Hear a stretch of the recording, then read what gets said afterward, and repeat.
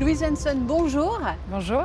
et merci de nous accorder quelques minutes sur Monaco Info. Vous êtes la coordinatrice des événements EcoHub pour le Stars and Bars et cela tombe bien puisqu'un événement se prépare. Il aura lieu ce dimanche 18 mars. Alors toute première question, pourquoi le Stars and Bars a choisi de ratifier en quelque sorte le pacte national de la transition énergétique? Alors le Stars and Bars a fêté ses 25 ans et c'était un peu une manière de rendre un peu à la principauté ce qu'elle a rendu, enfin ce qu'elle a donné aux Stars and Bars toutes ces années. Et il est vrai qu'à l'annonce du pacte l'année dernière, Kate a souhaité que j'organise absolument une journée basée sur l'EcoHub, basée sur la transition énergétique.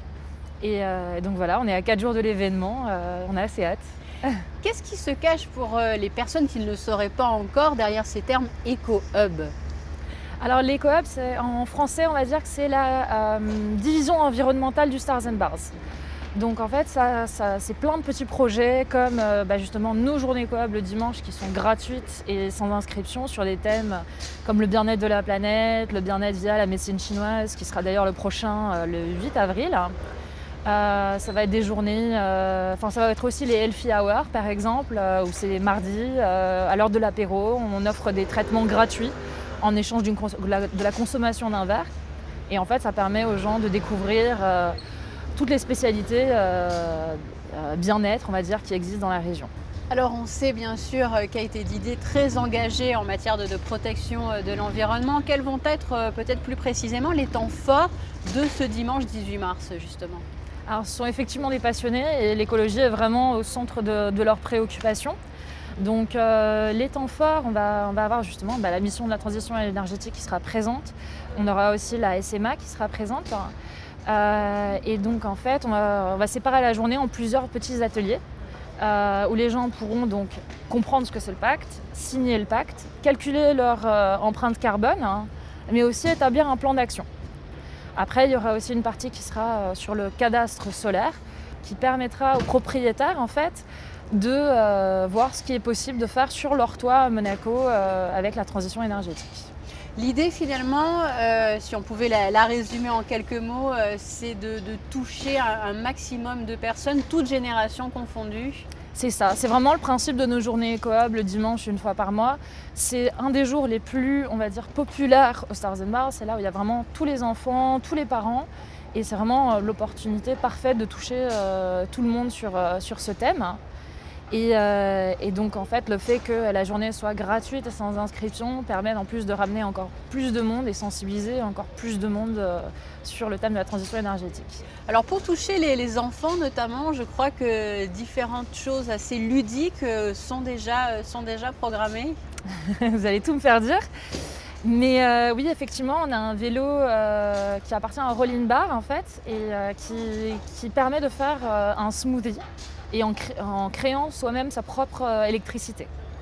Après, il va y avoir aussi Hop Studio qui sera présent, qui vont aider les enfants à donc jardiner, à comprendre, avec des petits jeux ludiques, à comprendre comment une plante pousse. Ils vont même pouvoir repartir avec un petit cadeau.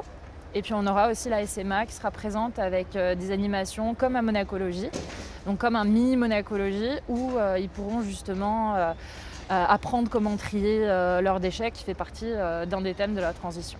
Vous allez d'ailleurs présenter un petit documentaire, un petit film qui relate peut-être les différents gestes qui sont à la portée de tous.